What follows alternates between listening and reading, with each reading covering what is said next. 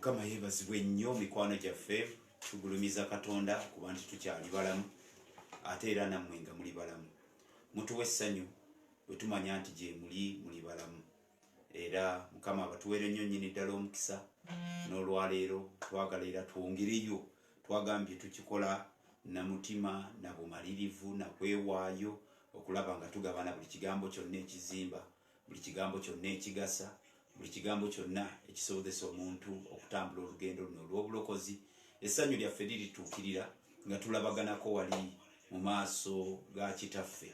So Mukama abakole bulungi n'olwaleero nga tutambula. Katusooke tusabe. Katonda ayinza byonna tukwebaza saviisi yaffe eno tugiwonga mu mikono gyo.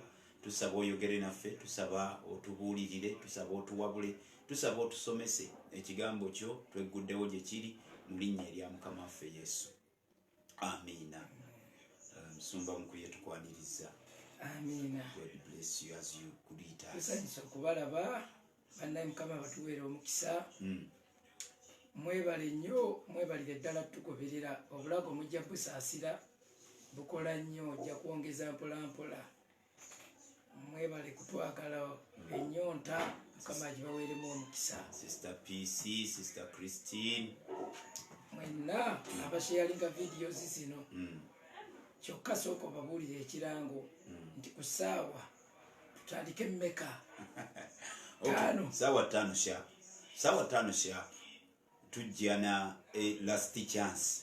Last chance. Kuluno last chance akalimi kakyagudde ku Museveni side.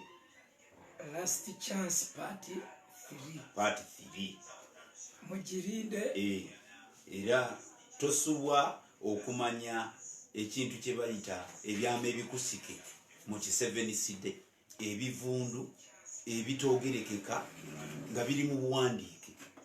Ddiini eyina ebintu byakweka abantu baayo nga abakulembeze bokka be babimanya. Kati tugenda tubibikula buno omulembe tulabule buli omu mu linnya lya Mukama waffe Yesu. Amen. Okay. So tutambula ng'omutwe gw'ogusoma ku screen awo bwetyo bwe gwogera nga gugamba nti obubonero obw'ennaku ez'oluvannyuma. Kikolanga ddiini ennaku zino okukibaddiramu buli bubonero buno bukyatwabutandika tubusoma wa tubusangawa kisobole okuyambako oyo aba yakatwegattako aba yakajja abeere ng'ate naye aweebwa omukisa. N'olwekyo tutunulidde akabonero akasooka twakajja mu Luka 17:26 ke kabonero ak'ennaku za Nuuwa. Ne tufuna akabonero akalala ke kannaku eza Lutti nga kava mu Luka 17:28. Ne tufuna akabonero akalala nga ka kijjukizo nnoko ak'omukyala wa Lutti olwo mu Luka 17:32. Ne tulaba omusajja omulala bamuyita Yona. Akabonero ka Yona olikasanga mu Matayo essula ya 12:38-42. Akabonero ak'emitiini mu Matayo essula ya 24:32. Akabonero ak'ekibuga kye bayita Ninevi Bayibuli egambye mu Matayo 12:41. Then akabonero akalala ke k'omukyala ayitibwa the Queen of Sheba. Omukyala oyo mu Matayo 12:42 ojja kusanga ng'ayogerwako ng'asongwako. Then akabonero akalala y'embeera y'obudde eggulu bwe liba lifaanana weather bwegenda ekyuka weather forecast oba okusoma ebire n'obudde bwe bafaanana. Matayo 16 olunyiro lusooka paka ku lwokuna.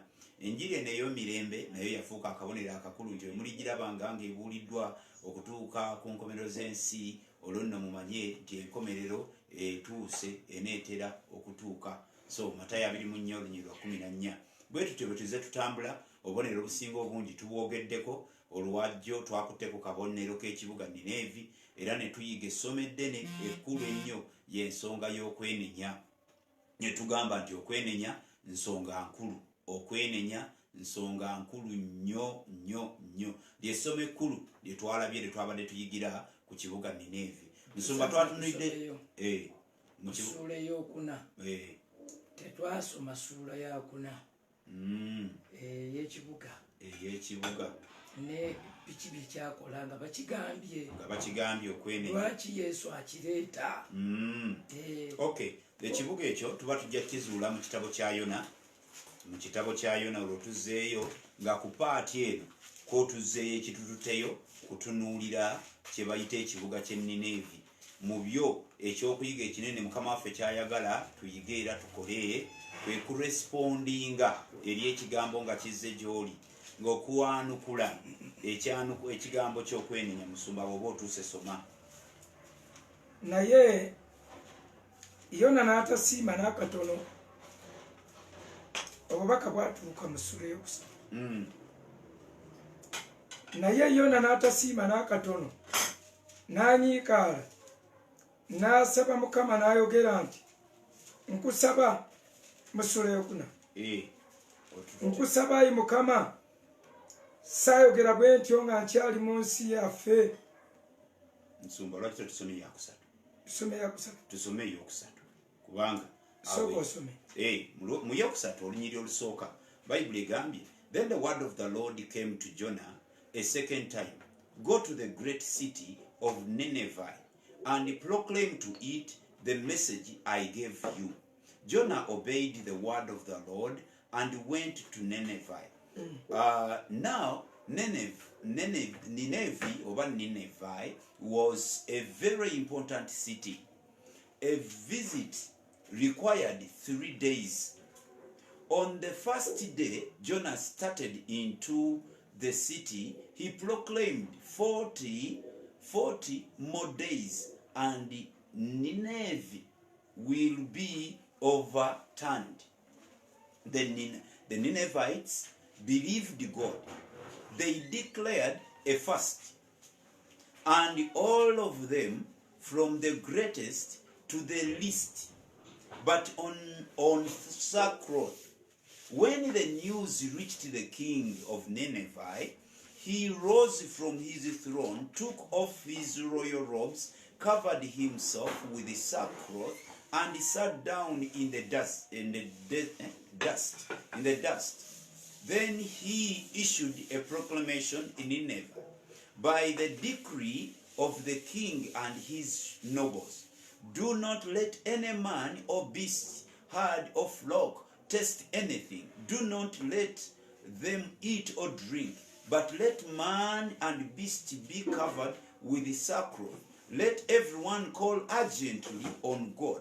Let them give up their evil ways and their violence. Who knows, God may yet relent and with compassion turn from his fierce anger, so that we do not perish.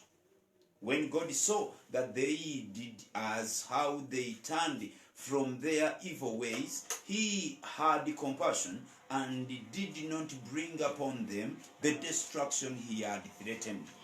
Okay, webale nnyo pastor.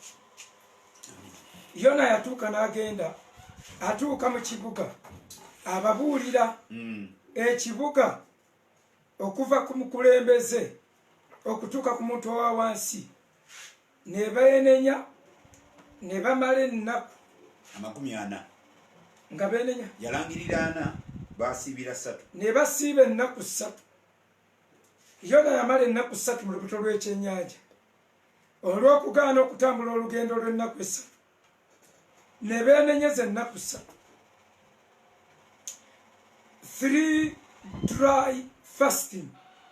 Ekiruma n'obwana tebwalya, bubebi tebwalya, n'obukoko tewali kintu kyonna kyakkirizibwa komba ku kyakulya. Katonda y'omu weewaawo yamala ennaku 3 mu lubuto lw'ekyennyanja, bamupenerayizinga olw'okugaana okutambula olugendo lw'ennaku 3. Okwenenya kwe nga nakwo kuli equivalent ku kyonoono kye, n'okwenenya kw'ekibuga nga kuli equivalent. Kwega Yona yabonaabona nga package eri gye yali atwala eri bali kye bandibonyebonye mu kwenenya. Bwe yatuukayo ne wabaawo okwenenya n'okwambala ebibukutu. Kati abantu edda mu kwenenya kwabwe bayuzanga ngoye, bayuzanga ebyambalo, beyuzayuzanga ne beeyiira enfuufu nevu evvu. Naye leero Yoweri 2:13 bayibuli egamba temwenenya bwe mutyo kati muyuze mitima gyammwe mu kifo ky'ebyambalo byammwe. Kati tetukyayuza byambalo, tetukyefuluka mu ttaka, tetukyayambala makutiya, tetukyayambala makutiya, tetukyesiiga vvu. Bw'oba weenenya ayagala ng'omutima gwe guyulise, kye bayita repentance, a broken and a contrite a repentant heart and a contrite heart. Katonda shall not despise. tajja binyoomanga. Dawudi yasaba ne yeegayirira n'asaba ebintu nga 3 bibeere preserved mu Zabbuli 5:1 ng'amaze okwenda ayagadde muk'omusajja muka Uliya. Uliya gwe yayagalanga ennyo. Uliya yayagala mukazi we okusinga gw'alaba bw'oyagala mukazi wo. Obadde emuyo. Uliya yayagala mukazi we ng'amulindako, banywera ku ndeku emu, ng'amusitula, ng'amukola byonna. Okumanya yamwagala ne Katonda yajjanga yeerabire ku baagalana. Naye ate Katonda yabibuulira Nasani. Katonda yabirabirawo. Yajjanga n'abalaba nga baagalana. Katonda anyumira okgenda mu mbaga z'abaagalana ng'ate omusajja teyalina mu Isirayiri. Naye omusajja engeri gye yakolanga ebintu nga yeewuunyisa. Kaakati Dawudi amwagala, Katonda asindika nnabbi. Naye Dawudi yakakkana ne yeenenya ebigambo byakozesa bibya Zabbuli 5:1. Bwe yali abikozesa yakozesa ebigambo bino wammanga. Ogirabyewo? Zabbuli 5:1. 5:1 ngenda gigendako. Mbadde nzizeeyo okulaba bigambo bya mukwano. Otyo? Katonda gwalaba n'abuulira nnabbi. Mu Samwiri ekisooka ekyokubiri. Samwiri ekyokubiri ate oli mu kisooka. Kyakubiri sura ya 12. Sura ya 12 ove ku lusooka. Olabe laava eri awo ono gye bamufunaana gyaguddemu. Okay, ayogedde bw'ati nti ntandisika tandike ndowooza n'olunyiriri tandike lwakubiri lwakusatu. Okay, lugambye bwetu the Lord sent Nathan to David when he came.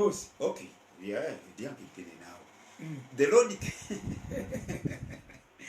Lord sent Nathan to David when he came to him. He said, there were 2 men in a certain town, one rich and the other poor. The rich man had a very large number of sheep and cattle, but the poor man had nothing except one little ewe lamb he had bought. He raised it, and it grew up with him and his children. It shared his food, drank from his cup, and even slept in his arms. It was like a daughter to him. Now a traveler came to the rich man. Katonda ayogera ku mukazi wa Uliya ng'amwogerako ng'akaliga. Ak'omuntu omuke yalina ng'ayogera ku mukazi ku maka gassaamu ekitiibwa. Omusajja ng'alina omukazi omu n'agamba yalina akaliga ke kamu. Akaliga ako mbu yakasitulanga kamusulanga mu kifuba. He raised it. Yakakuza. It grew up with him. Nekakula naye. With his children. N'abaana be yalinayo ku baana bwe yaleetera kano naye nako n'akakuzanga akaana. It shared with it food. Nga baliira ku lutiba lumu ku sowaani emu. Drank from his cup. Nga banywera mu kikopo kimu. Anywa n'amunywesa. Bwe bacupa eya soda basimbamu obuseke bubiri. Kaba kamu. Osika n'ensika. N'asika n'osika. Basi. Okay. drank from his cup, and even slept in his arms. Era yebakanga mu mikono gye gwe bakoma okusitula ku oda ya MC ku mbaga. Njogedde eri abo bokka abakola embaga.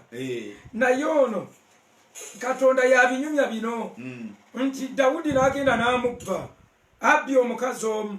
Omuntu nga yawasa omukazi omu ng'owange bwe mulina bw'omubba Katonda abiyingiramu. Kyekimuyingiza mu kya Ibulayimu nga bamubbyeko Saala. Ate awo bw'okogamba eri mu Malaki 2:10 agamba na kino mukikola nti kubanga waleka omukazi ow'obuvubuka abo ng'ate the Lord was a witness. God is always a witness.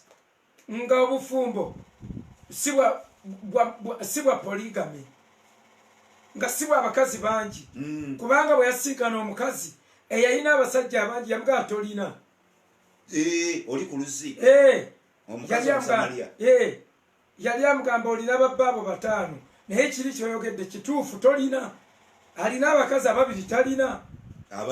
Abatalina kubanga what belongs to many belongs to nobody.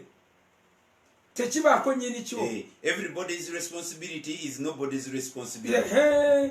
Mu Luganda amamesa amangi tegeesimira bunnya tombuusa nga mu Lusuku tembadde mura. Naye bwe kitubo kiri mu bufunze. Naye amubba. Kubanga ono tugenda muvaako. Tumuleke nomuleka kubanga pastor akantu kano kolesekako Katonda yennyini nga yeeyogerako nti bwe bituuka eby'omukazi omu abeera witness yeeyanjulanga omujulizi. Abuuziza bw'ati mu Lunyiriri lwa 14 Malaki 2:14 you ask why. It is because the Lord is acting as the witness between you and the wife of your youth, because you have broken faith with her, though she is your partner, a wife of your marriage covenant. Tetuli ku bufumbo naye tujjeewaako nga tugamba obufumbo bw'omuntu ng'omusajja wooli naye bw'omu nga naye akulina bw'omu bwe muba mulaavu bwe muba mwagalana. God is a witness. Abeera witness ati ajja n'alingiza abaabalaba.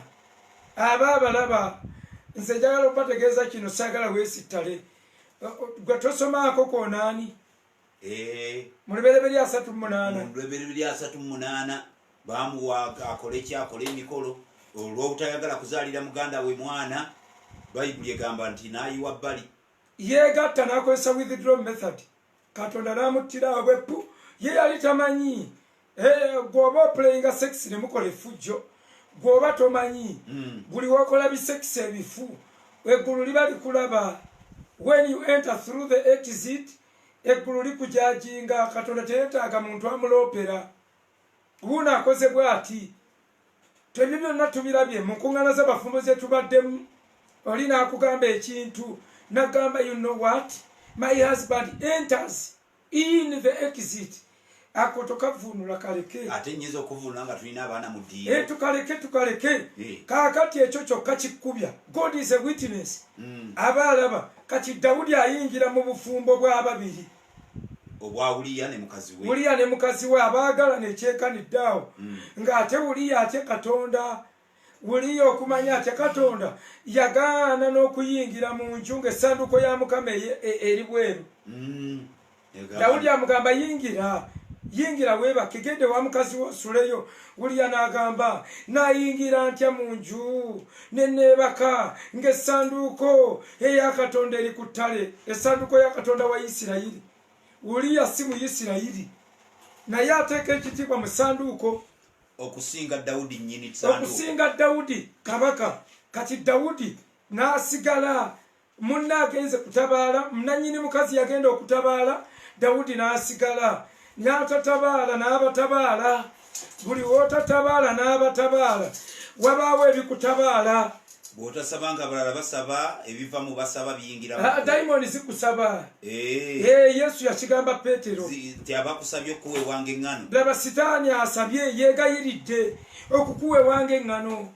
Buli w'oteegayirira Katonda wabaawo ekyegayirira okukuwewa. Dayimoni ze wamwe zisaba okukuwewa.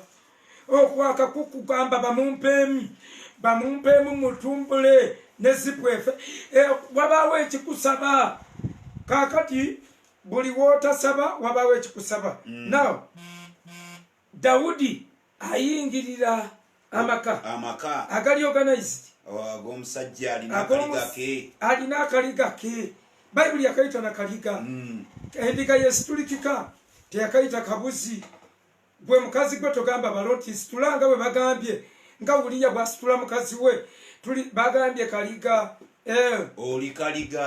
oli kaliga ente tebagisitula tebasitula mbuzi waliwo kino tetujja kyogera ekyettama ekyejjuuga ebyo byonna tebasitula naye akaliga bakasitula bayibuli etulaga nke basitula mu Luka 15 bakasitula ono omukazi yali kaliga endiga characteristics zayo zimanyi giving bagisalako ebyoya bagijjako ebyoya endiga eri mild and quiet yendiga bayinza ogittirawo emanju n'otawulira mulanga gwonna naye embuzi esambayo katono nereekaana nekuba omulanga yembuzi endiga abamu kummwe temulabangako kino kaŋŋume zibirize namu temulabangako ku ssusu wa ndiga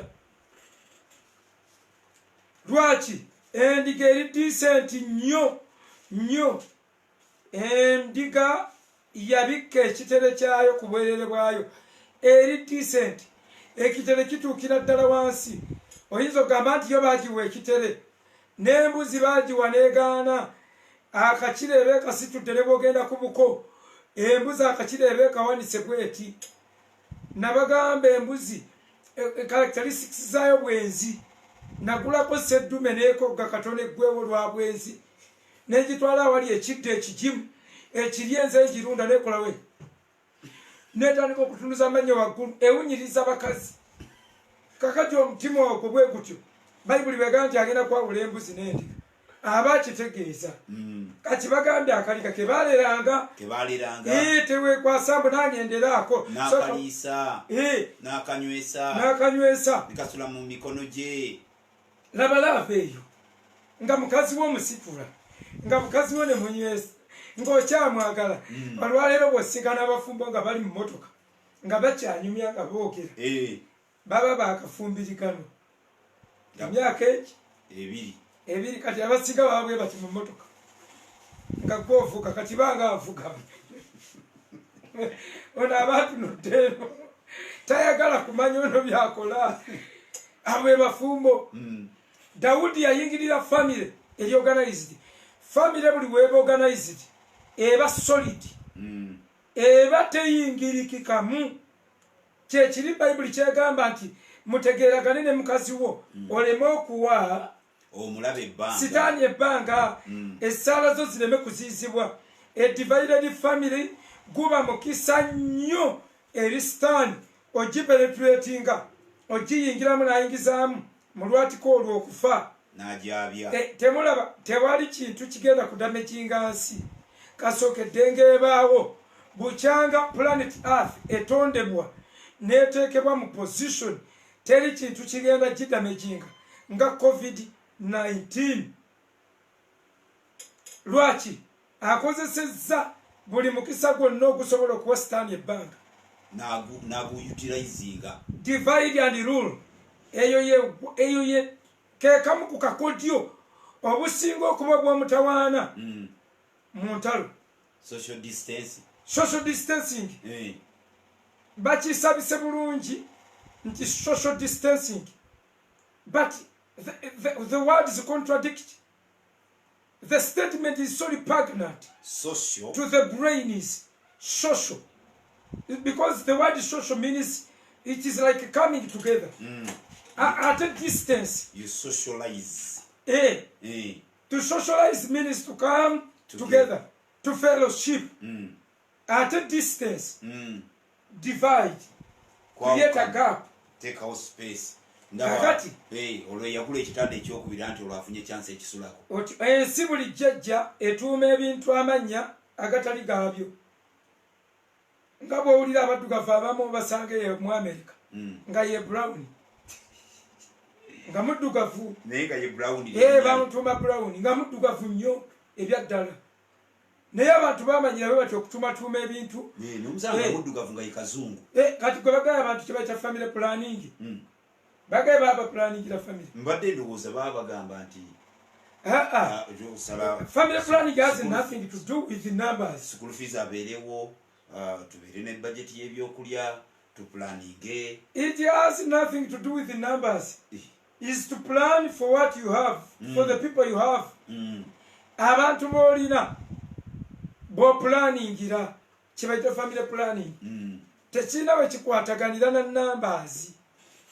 Government we begeno planningira abantu baye mala kuttako bamu.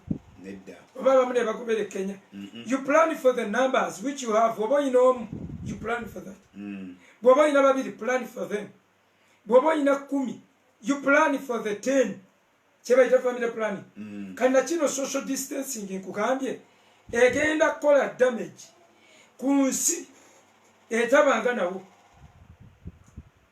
Mazokola divide and rule. 2 closings ebifo mwe tukowoolera mwe tubadde tusinkanira n'emenya enjegere engumu eza mukama waffe.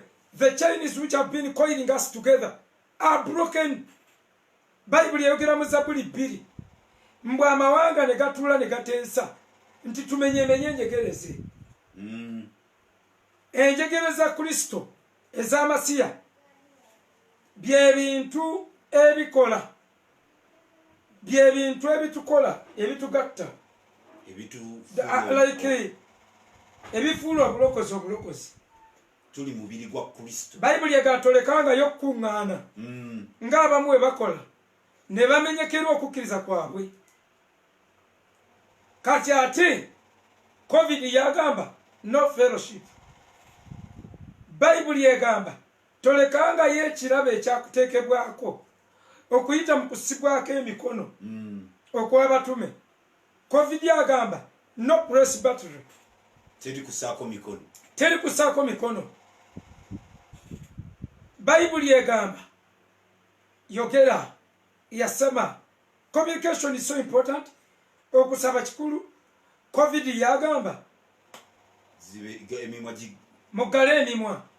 Omuntu akugadde akujje ku munno ne mwawukana n'abawula n'ebifo ebibagatta n'abijjawo. Bw'amaze okubijjawo n'emimwa n'agisiba agasiba sirabaleekaana kikyawe ekiddamu tobyogerako tobaako kyonyega. Oyo tunaagenda okutta we muteerwanako olwo tugenda ku kabonero kali akaddako we muteerwanako tugenda okuva gye tuvudde nga buli muntu munafu. Waliwo amakyaki agatagenda kuddamu kuoperatinga oba oyagala oba toyagala. There are some churches which are not going to be in operation again. Lwaki wano buli omu ayina kye yategekawo kyekimutaasa. Abamu abataatika nga kyabaguddeko bayinza obutaddangu. Kati akabonero ka Yona wetuli Yona bw'atuukayo abantu nga balina kuyuza mitima gyabwe. Kuyuza emitima wano tukoppawo kuyuza mitima. Leero tetuli wamu in unity naye tusobola okukozesa emitima. Tebikyali ku byambalo the housing bazizzeeko ovanga ku bulwadde obugamba teweekwata ku nnyindo. Kati awo gwe ekyo kyokola sebo tebakikkiriza. Obulwadde awo oba weesiiga oba weesiiga obulwadde nga tolina nakwekwatako. Ekyo kyokka kikulaga tekikwawudde ku banno bokka, tekikwawudde ku kyaki, kiyinza n'okwawula Katonda kubanga kyakwawudde ne ku ggwe wennyini whereby toteekwa kwekwata mu maaso go. Jjukira waliwo ensinzi egamba museeko emikono. Jjukira waliwo omusiraamu agamba oyisanga omukono mu maaso. Ebyo byonna babigaanyi. covid abigobye kakali kitegeeza external housing eyo mugite okuyuza bayibuli egamba temuyuza byambalo kati muyuze mitima obulokozi we butuuse it is a hard thing mutima ng'oliwe keyo gy'oli nogamba I'm going to fellowship naye kankubireko gundi twogere we are fellowshipping kino kyemukolamu okugobereramu abagoberera amazima genyini you are fellowshipping ekyo baguyita mutima mujjukire abasumba bangi amaanyi bagajja ku kibiina ekibali mu maaso nga bw'aba tewali kibiina aba munafu kyekimumotivatinga kyebayita motivational speaker you motivate the congregation and the congregation reacts the reactions of the congregation motivates the speaker.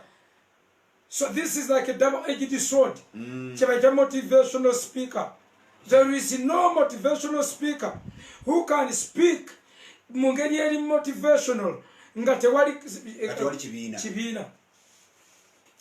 Kati oba amanyira bya kibiina nga tobangako na byakusomesa katugeze ng'ogamba bugambi awo Yesu n'ayingira mu nyumba ya Zakayo gamba n'ayingira noonya abantu 5 bawe 5 abantu 5 ayingidde uyo ayingira mu nyumba yo laba oyo bwatunula nga yali enjiriyo kakati tukuteeka ku sikuriini netugamba okay sawa ya kwanifoldinga sawa ya kuzungulula mizingo sawa ya kusomesa yawo enjiri yevedde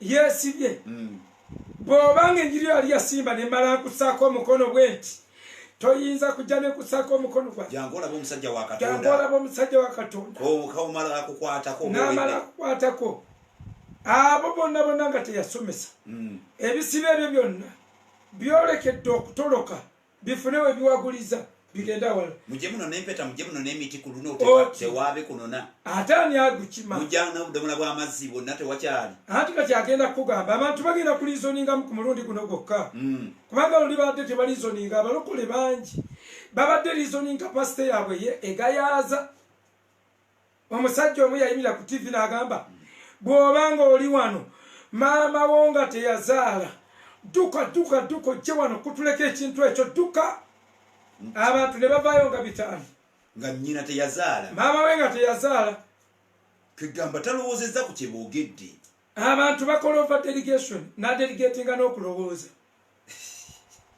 odelegating otya thinking noyerabira nti maama we okuba nti teyazaala kitegeeza naye tebaamuzaala ekyo tebakirowooza bo bakitinga bwakitinzi najja nga adduka nti maama we teyazaala ne bavaayo n'abakutulako ekikolimo ekyokubanga maama we teyazaala era osobola okuyita ekitegeeza osobola okuyita nga kitaawo talina mutwe n'ofuna abajja nkugambye gwekola conference si ku mulembe guno covid alina byatuyigiriza gye buvuddeko ng'oyinza okuyita conference bannaalonga abali vagini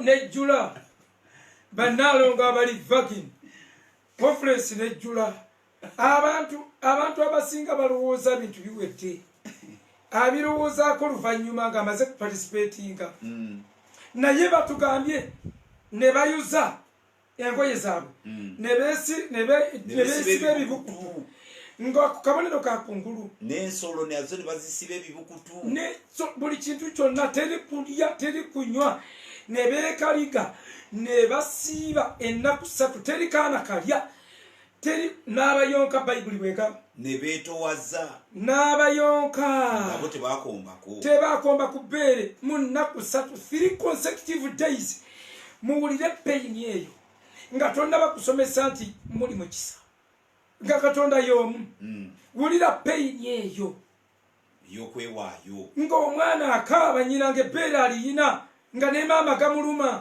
n'amumma omwana ebbeere lwaki baagala kulaba kisa mu maaso ga Katonda baagala kulaba kusaasirwa baagala kwenenya beetowaza ne bakkakkana bonna mu maaso ga Katonda Katonda nga obusungu ng'alina buvungavunga n'abuzaayo kubanga walabiseewo eyenenya. Buli Katonda walaba omuntu ayenenya n'omutima gwe, he comes and forgive. Kiri automatic. Bano bamaze okwetoowaza, bamaze okukakana. Dawudi kye yakola wali n'agamba gwe mu Lwomukaaga yagamba Katonda wange oyagala nnyo eby'omunda. Awuzinja agivaako Nadda ku by'omunda. Ekyo kye bayita okwenenya. N'olwekyo abooluganda bw'oba weenenya, teweenenya mu ngeri ey'okutyobola, mu ngeri ey'olugezigezi. Oh God, we all sin. Lord, you know things went berserk, but you can bring them in control. Hallelujah. God, I believe in your forgiveness. Hallelujah. Olugezigezi ebibi by'ojja bisangayo. Oba ojja bisangayo. So repentance somo kulu nnyo. Twaleka tubagambye nti repentance dagala erina ingredients mukaaga. Ne tugamba ingredient esooka sight of sin kokafuna. Ako kaba sight of sin, okulaba ekibi kyo. Okutegeera ekibi kyo. Dawudi bw'akitegeera n'agamba gunsinze sigwanidde mu bubi maama bwe yanzaalira kubanga yali mwende. Ate ye Isaaya n'akwata mikono gye yateeka ku mutwe n'agamba zinsanze nze. Isaaya n'agamba zinsanze. Omuntu wa mimwa egitali mirongoofu. Ne bamulongoosa. Ntuula mu bantu ab'emimwa egitali mirongoofu. Ne batoola eryanda ne baliisa ku mimwa. That is sight for sin. Ekere n'eryokubiri. Sorrow. Okunakuwalira ekibi. N'onakuwalira bye wakoze. Newe n'oba musanyufu ng'alina kye yalonze. Oba musanyufu olowooza eggulu lyonna liba ssanyufu. Ekkere n'eryokusatu.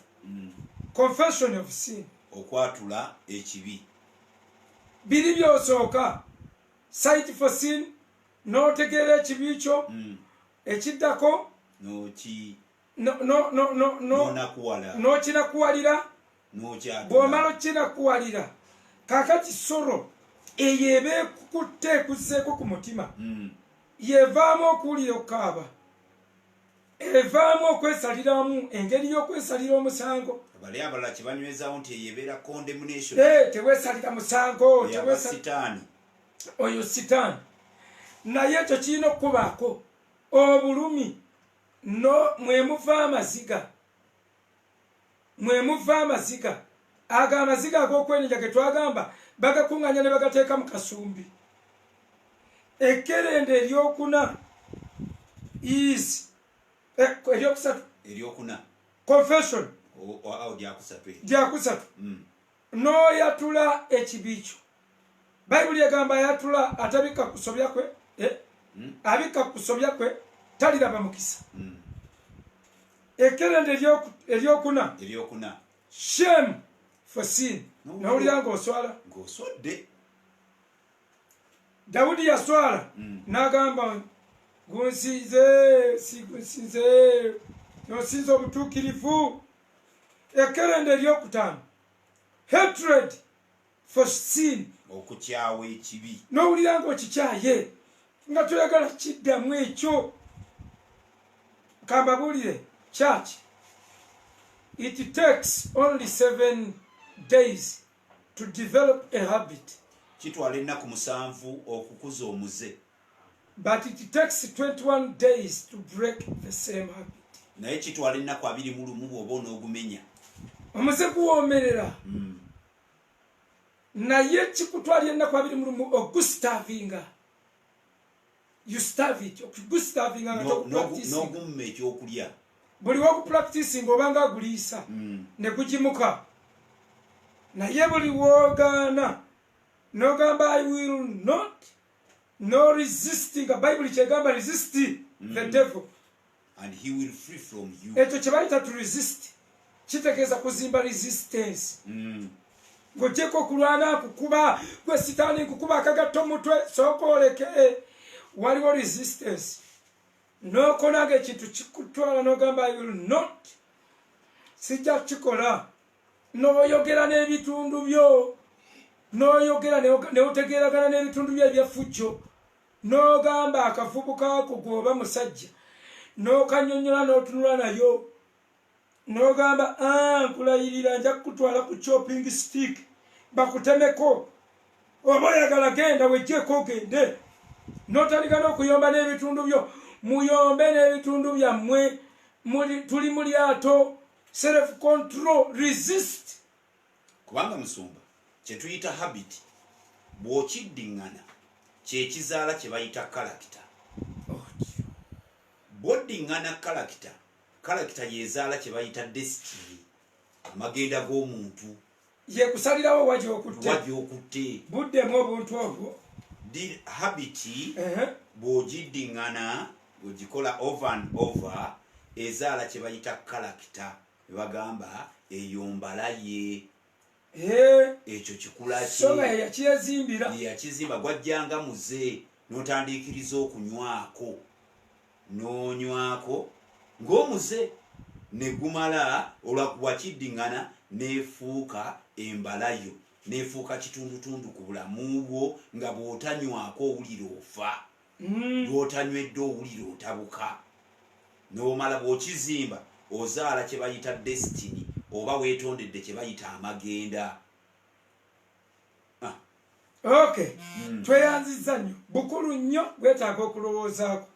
Hatred for sin kikyawe so togamba bugambi waliwo ekintu kya nyina omuze gunkutte gwagukutte kubanga mulimu abantu obasanga mbundika ekinondoola ekintu kinondoola gwokirondoola oba kyekikulondoola kubanga abantu abamu nze ndabanga abiki ekyo ng'olaba ekintu kyasobola okisalawo asobola okiyimiriza awoza ne taata yali bw'atyo ne maama yali bw'atyo tulina enkola eyo eyejja tugoberera osobola okiyimiriza ogwo omuze n'ogukomya ne gukoma ku ggwe you repent n'oteekawo block n'oteekawo amayinja ani ge yateerawo ani yali yakobo ge yateerawo labani ne bateekawo entuumu y'amayinja tontabaalanga siri kutabaala naye yamala kuwaayo olubaale era ekyo gwe yali abbye n'amuddiza labani muweeyo olubaale wa labani mumumuddize muteekewo entuumu z'amayinja tusalewo tulokoke mu maanyi agatoogerekeka hate the sin mukyawe ekibi tukyawe obwenzi tukyawe obukaba osanga omuntu olina emyaka 6 wafumbirwako ofaaki bajja bakojjanga eri bagamba kandi nofaaki ofaaki kyekikutta kiki kyotaliddeeko eriddeko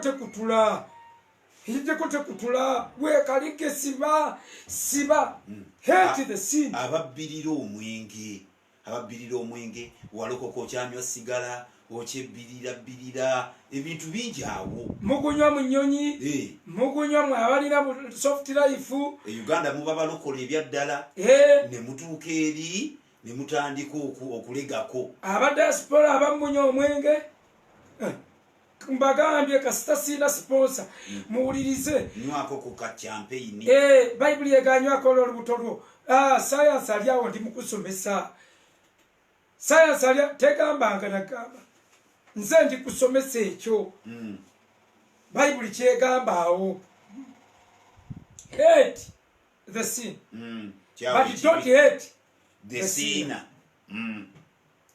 kyawa ekibi naye tokyawanga omukozi w'ekibi kapisa esembayo namba 6 turning okukyuka n'okikuba away from the sin make a U-turn ne kati wali malaya wenenyeza olwa malaya ate wekwasa akabayibuli muogenze kubulira giri mu bamalaya wali mutamiivu ate wetwanye bayibuli mu kirabo tingenze banyonyola bave ku mwenge ojja kukomanga ogamba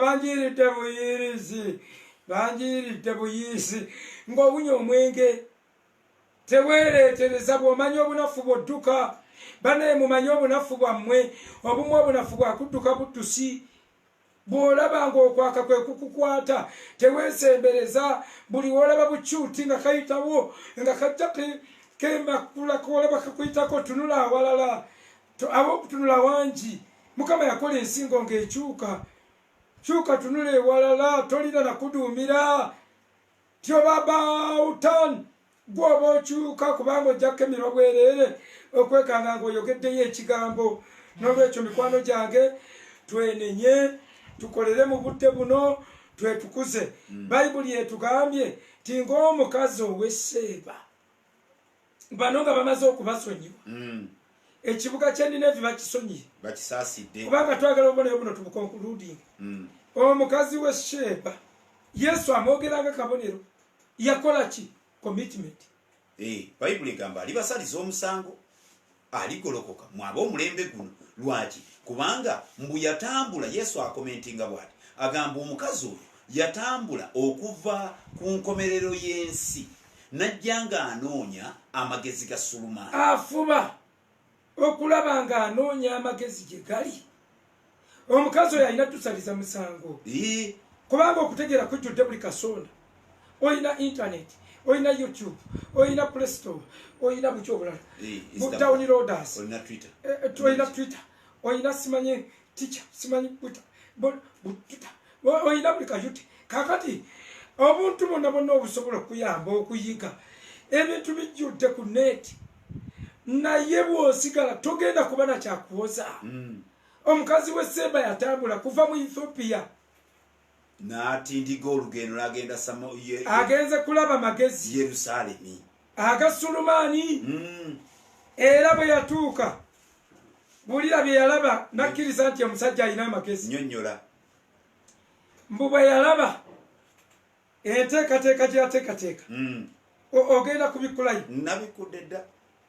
Bino bye yalaba nakkiriza nti omusajja alina amagezi. Bino bwe tubiraba ewuwo ojja kuba oyina amagezi. Okay.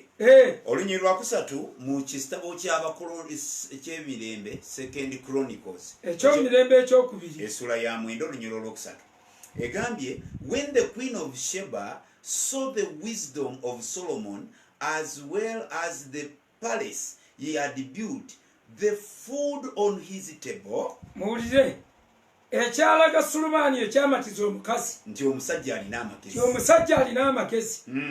N'alaba olubiri enzimba yaalwo.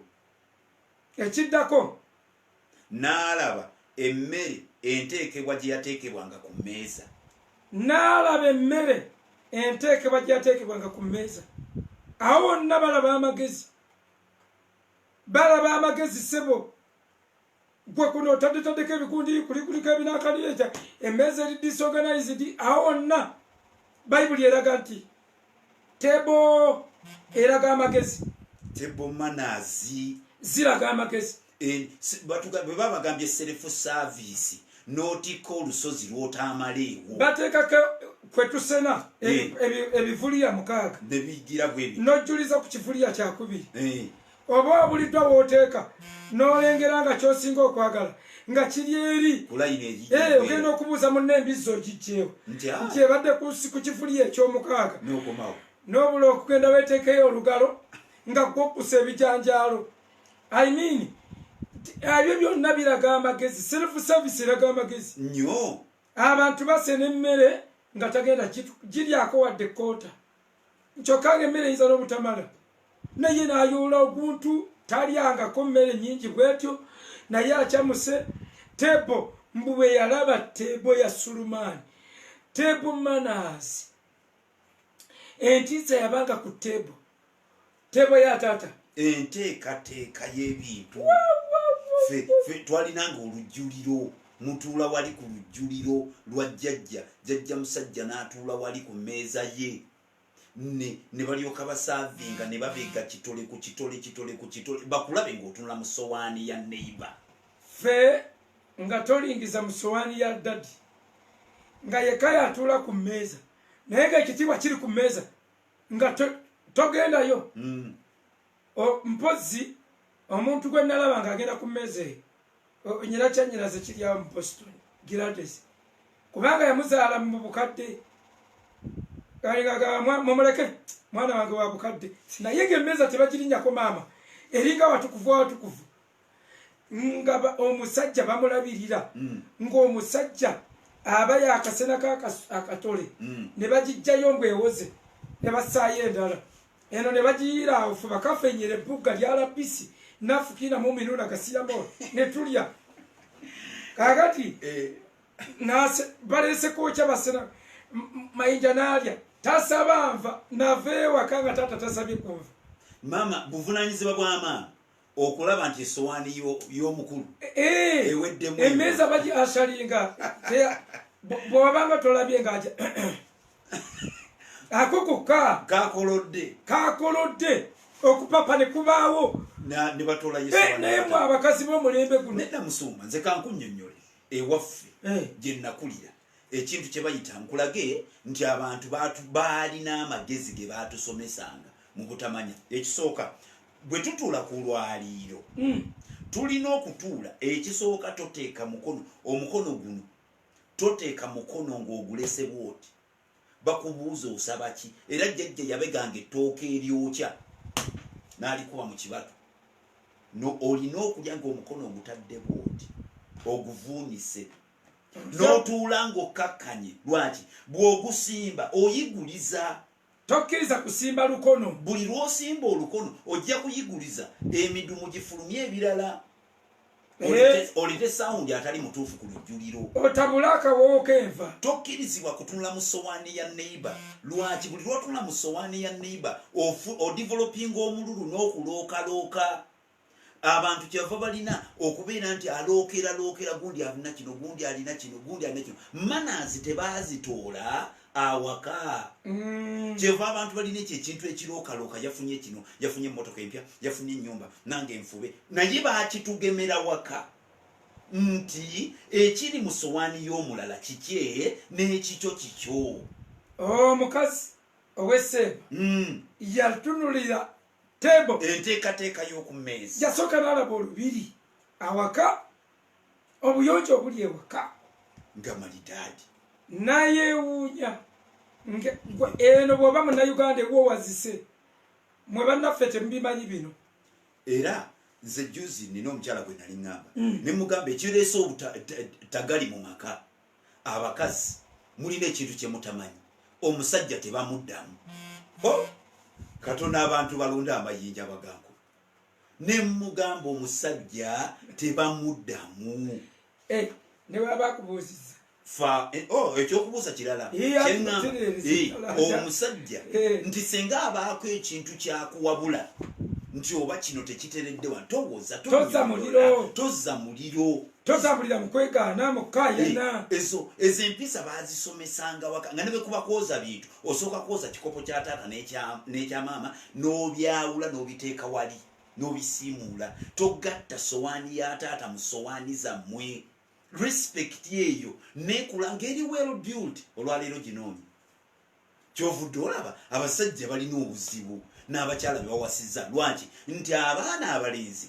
bakula beegomba treatment gye balaba batwitinga bakitaabwe ekitiibwa ekyo kibayaayanyisa okwagala okuwasa bafune the same experience and the same treatment eyalinga gye bakulira agenda okuwasa ne bagenda bakuba ku surprise nga wano awasizza musajja mwene so mikwano ago gundi alaba amagezi gani bayibuli egambye omukazi agenda tusaliza omusango agenda tusaliza omusango lwaki yatuuka n'alaba amagezi enzimba y'ekintu nga mpitirivu. First of all, the distance gye yatambula yateekamu nnyo yatambulira olugendo ennaku eziwera anoonya amagezi gwe ne ka message tolabangako ka video n'okamalako tokalabangako n'okamalako oluba okussaako MPs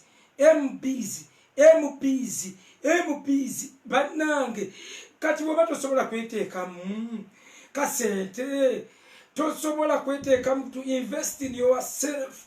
Omukazi agenda tusaliza omusango ekyamukakasa nti Sulumani mugezi yalaba olubiri enzimba yalo n'alaba table manners enteekateeka y'oku mmeeza ng'emmeeza omukulu kwagenda okuliira nga sizezino ezijjudde kakikya omusajja omwedde mu kikopo kyabongoka ekimu kiiko olunyafa luva waggulu mpaka wansi ng'omukazi agamba kisibye rabbabandi kyokka alina obukopo bwaterese mbu bw'abagenyi obulina oluwato omusajja ne yeegomba n'okukyala nkubuulira tables, table manners, empagi owamu bala ebintu ku mmeeza, emixinga gy'omixinga, emmere eyo nayo neeraga amagezi. Mulimu abamu amixinga ebyokulya najjamu ekintu kye batalya, naddira ebinyeebwa nabiyiwa mu muceere. Ekyo kyoba ekyo aba mixinze musowani tugamba byotayagala musumba zibe yasiyagala naye waliwo ebintu byotaluka n'oyiwa n'oleeta supu n'okola akatogo n'ofumba n'olya embizzi, wano mbizzi, wano nkoko, wano n'oteekawo ennyama y'embuzi, obunyamanyama ebyo ebyekika ekingi. Ebirowoozo bingamba oyinza okugyamu ekisolo ekirala nga kyo tebakirya. Era embuto zaatulumanga nnyo kumala ga mixinga.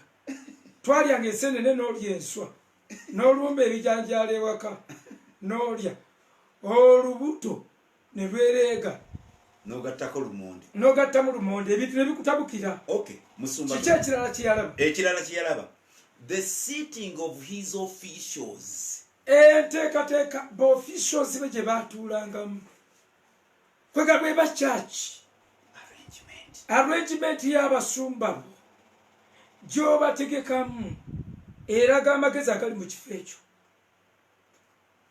Embeera yaabwe erina kyeraga.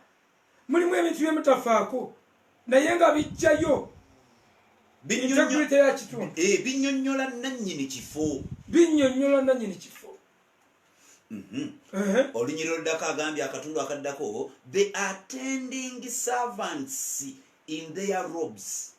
Engeri ba servants abakuyita mu maaso bwe bayambala, gye bayambalangamu nga bajja awali Sita Sulumani omukazi we Sheba nakkiriza.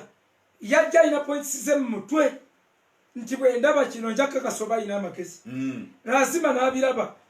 Yamanya bw'anaalaba empita gye bayitawo nga bw'aba ayitawo akwata ne ku ngoye, bw'aba ayimuka abawala balina ennyimuka eyaabwe nga talina kweyanjuluza ng'olulenga olukerebwe abeeri bonna ne bafa ekitiibwa.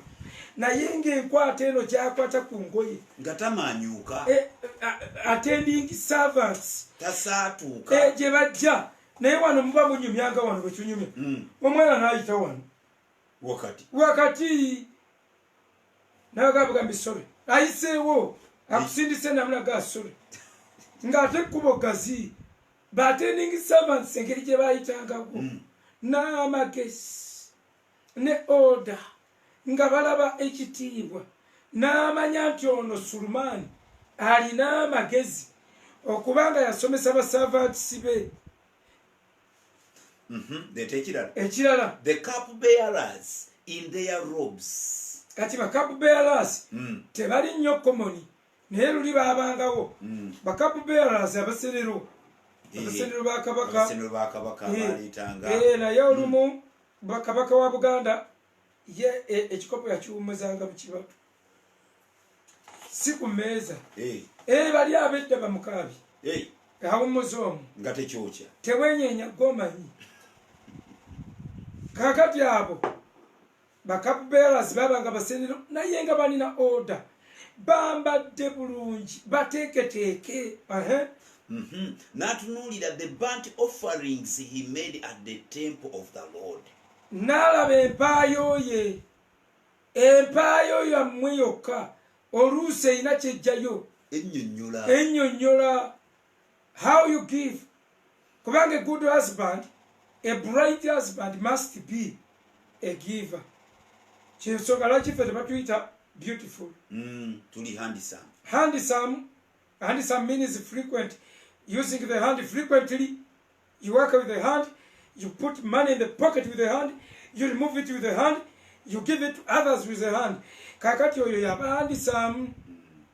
Kitegeeza omusajja atalina nnyo sente, manya atalina sente, atasobola kukola, tali handsome, aba agire. Bwendeta definition yeyo ffe baatusonyiwa ekigambo beautiful kubanga ne betwetunuzanga abakazi era tekivaayo. Era oli akulabanga amaaso ne bogakendeezanga mweguli eriisa alirengerayo ez'ekisajja ate tusobola therefore tukole sente tubere n'ekyokugabanga tukole sente tubere n'ekyokuyambisanga abalala tubere sente family zibeerewo akirabye agambye she was overwhelmed. She said to the king, the report I had in my own country about your achievements and your wisdom is true. Byennakuwulirako nga ndi mu nsi yewaffe kati mbirabye bituufu musobole bwolekerawo. The light that shines farthest shines better at home. Kadde mwako. The light that shines farthest omusana ogusinga okwaka okugenda ewa shines better at home. Gusinga kwaka nnyo awaka. Kati teriyo mukristaayo ayinza kugamba nga ttutumu lya imini nga ttutumu lyo ligenda wala naye ng'ewaka bakaaba teririiwo. Ono omukazi kyagamba tinnakuwulira bye baakwogerangako buli omu ajja atendereza naye nzize ndabire ddala ekituufu ekiriwo nzize nkirabe. Waliwo juzi omukyala yajjeeka yali azze tulaba n'alaba essanyu nali ntuuka butuusi namusangawo n'alaba essanyu ly'abaana bange n'alaba okuyimba n'alaba mukyala wange ng'atandise naye okwekosa kubanga newe musanga bambi ng'abadde musanyufu bwandaba nga yeekozaamu naye n'akolamu ku kyekyo nteremubuuze kiki nteekeyo attention yagayewaay naye nja kuba bulungi awo bw'amala okumbonyabonyamu tokyalinga eyo ate nange neefuula abonyebonye nnyo simanyi ntera n'omugamba amusole tivaine amusole neetonda nolwa lubuto alina olubuto amusole I'll never do it again. Kati bwe malumuwa you'll never do it again. Kantu kafe kakati ono nga wali alaba n'alaba abaana n'alaba wali enkola in fact yebwaze ezisooka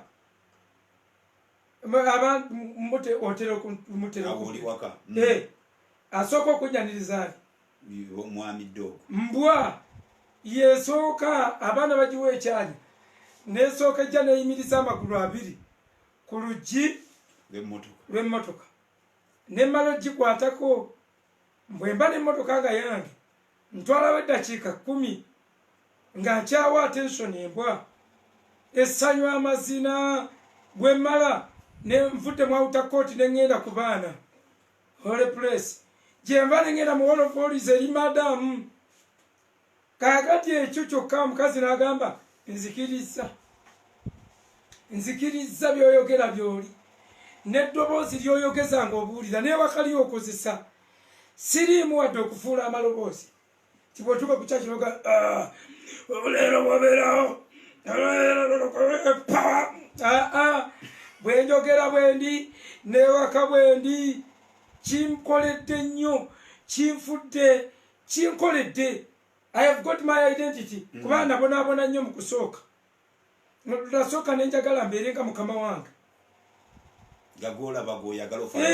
nenjagala mbeerenga bishop with a gentle approach, a soft clear gentle approach ng'abuulira sooka najalaga buli omu jayo bayibolo yo gwe bayibolo yo eriwa ekkalaamu eriwa mwena ne muziraga kale tutunuulire nnyo ekyawandiikibwa ekiri mu Ezeekeri 34 olwo atandise nange nentandikako nkolemu nga ye nga ndaba abantu bakiyayanidde nagenda okumaliriza nga ndaba abalala babula nakwesooza abalala bonabona baboye abalala buli omu awulira ennaku abalala baggalawo alala tewakyalina abiwandiika nga nabamu beebasi nenga maikoti mbeerani olwo nenga akambeeremu nga Robert Kayanja nenzijja lumu nembulira enkiire nga there goes the power, somebody is about to receive a miracle is about to happen any time from now. buli omu yatulaga ati kino kibadde ki nevaawo ne nga Mukama enjiri ng'egaanyi nembuulirako ng'omusige era mubagamba buli omu n'agamba ovumye buli omu ovumye ssebo otuvumye ne nga bannange ngenda kukola nti neneegombako musumba Bone olwo naakalokoka nsoma Bayibuli kati nga musumba Bone akozesa amaanyi mangi nnyo bw'obiraba ku balala bw'oyagala ye nga ne bw'aba agamba nti bamuwadde 50,000 takola bw'ati agamba 10,000 naleeta nga ayina ebintu akozesa amaanyi yali makanika neŋŋamba abisaana maanyi ng'annyonnyola n'essawa ne zikutuka ne ziggwa ng'atatambula nnyo nga ne ntambula bwentyo bannange nabulira enjiri n'entuyana buli omu nga omusajja bwe yalinnya Kiruti n'agamba bannange omusajja atuyanye nnyo luno lubimbi lwennyini mumucondereyo wano ekyokunywa anywe ne basonderawo eza booda naye nga ye enjiri teyabitegeera yasinga kunsaasira mirimu n'okutuyana kyokka ate oli nga kimukolera akibotoleramu mpaka we nagamba kambeere nze koya okubeera abalala nga nyambadde mu byambalo nayambala mu kya Sawulo nayambala mu kyagundi nayambala mu kya nga tebirwana ntalo zange bwe nakkiriza okubeera nze bwentyo bwenjogera bwendi oyo yeggwe yenze kati olwo mba mpeddeyo be yourself kkiriza Katonda kyakuwadde kati abantu baba baagala ggwe ayagala musumba Sakira agenda okumusinkana ate ng'ayogeranga mukuye kati n'atafuna Sakira ate nga mukuye siko yabadde ayagala ne bafiirwa services eza Sakira so summarizing omukazi oyo kanfundikire ne statement eno gyakola omulunyiro lw'omukaaga ng'agamba but I did not believe what they said until I came and saw with my own eyes. Indeed, not even a half the greatness of your wisdom was told me. You have far exceeded the report I had. Yayisa report gye yawulira omukazi agambye nti bwe yali eyo yawuliranga nga boogera era ne yeetegereza bye boogera ku mulundi guno ne yeetuukira kiki njagala okugamba okwetuukira nsonga nkulu okwewulirira nsonga nkulu owulira bingi bye boogera eyo Yesu alokolera awonya naye bwe weetuukira banaye netusaba netufuna ekyamagero netusaba nenfuna kino abooluganda ekyama kiri mu kwetuukira lipooti z'abalala nnungi naye bwe weetuukira ojja kusanga nti byozoowulira mu balala tebigenda kwenkanankana ekyo kyofunye mu bubwo gwe wennyini with God personal encounter omukazi n'atambula neyejjira n'atuuka so mikwano gyaffe twagadde okubagamba oyo ye mukazi kuba ke kabonero ak'omukazi ow'e Sheba, the queen of Sheba. Okay. Twagala tukigale obasabireko tube nga twetegekera enjiri egenda okuddako ekusaawa nga 5 kayinale enjiri kayinale muliro eno buli omu ajja kutuvunula bubwe ndala Yosiya akudda wano kugira tugenda kusomesa ku bikula ya evangelism bantu kulokoka operation kukibayo myoyo nakuddamu kukyalira nakulabula bannaffe betwaleka mu nsi balokole bawoza bagenda mu ggulu naye munaabeerayo mwekka mmwe munaagenda mwekka. Don't be selfish. Tuddemu tubakime tuddemu tubalabule natandise n'Abadiventi ssaawa 5 tugenda kubaako tukulage ebyama bye batalaga bantu ba bulijjo. God bless you. Pastor Basabiri. Mukama tukwebaziza situla eddoboozi lyawo wooli oyogere ebigambo ebyokusaba oyogere ne Katonda, oyawulire essaala, oyawulira okusaba. Mukama omuyinza w'ebintu byonna, tuli mu maaso go nga tukwebaza olw'ekigambo, buli lwe tukiwulira kituzimba, kitwongerayo. Kyeruvudde tusaba Mukama ne mu ddakiika zino, yongera otukolemu omulimu, yongera otuyambe, yongera otuwalule. Kabaka w'abakabaka bw'aba omukazi w'e Sheba yatambula olugendo n'ava ku nsonda z'ensi n'atambula ng'agenda wa Sulumaani. Omuyinza w'ebintu byonna, yamba emitima gyaffe okutambula akagendo kano akakusisinkana, okutambula akagendo akakunoonya, tusobole okutegeera, tusobole okumanya. Tuyambe Ayi Katonda ow'eggye, tuwe ekisa ekyo, tuwe amaanyi ago, tuwe commitment eyo, okwewaayo obumalirivu. Mukama tweggulawo gy'oli omuyinza w'ebintu byonna. Tusaba ekyama ky'amagezi, tusaba ekyama ky'amagezi. Bayibuli egambye buli atalina magezi aweebuuka mwago, asabe Katonda atamma, Katonda agabanga takayuka. Mukama tuwa amagezi. Tusabye amagezi Ayi Katonda ow'eggye, mu maka gaffe mubeeremu amagezi, gye tukolera tukole emirimu n'amagezi. Bayibuli egamba nti awo Dawudi n'ayisanga n'amagezi yonna Sawulo gye yamutumanga, olwo n'amukuza. Mukama tusaba amagezi mu kiseera kino ekya lockdown, ng'abasajja bali waka, abakyala bali waka. Mukama tusaba amagezi okuyiga ebyokwogera mu kaseera akatuufu, okuyiga ebyokwanukula mu kaseera akatuufu, obutamala gasunguwala, obutamala ganyiganyiga. Mukama tusaba tuwa amagezi. Yesu gaba amagezi. Gwe yawa Sulumaani okyali mulamu, okyayinza nnyo naffe okutuwa ne tusobola okuwangula ennaku n'ebiro eby'emirembe gyaffe. Katonda ow'eggye, tweggulawo gy'oli Mukama.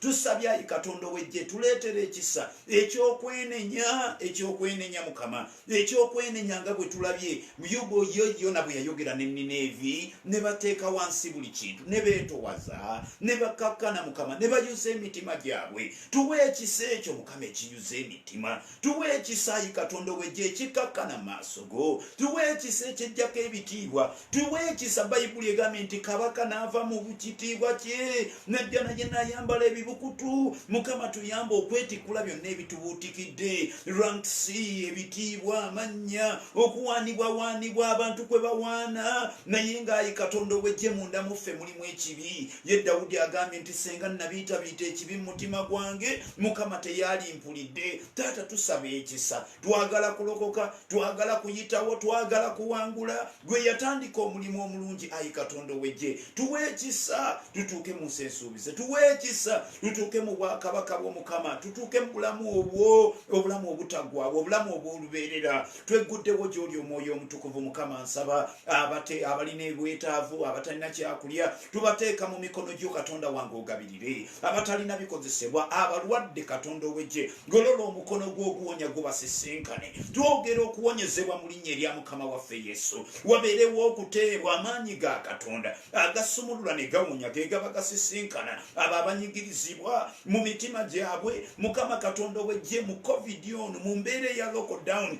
abaagalana ababadde mu zikootiship ne beekubira amasimu ne beekyakingira mu kooti mu lockdown, tusabye Ayi Katonda ow'eggye bakomeko. Golola omukono gwo gubazze engulu Katonda ow'eggye, okomyewo amagezi, okomyewo okutegeera, okomyewo obukkakkamu. Tukuwa ekitiibwa Omwoyo Omutukuvu, wabeerewo okweyongera nga tuwangula mu Kristo Yesu. Amiina. Amen. God bless you.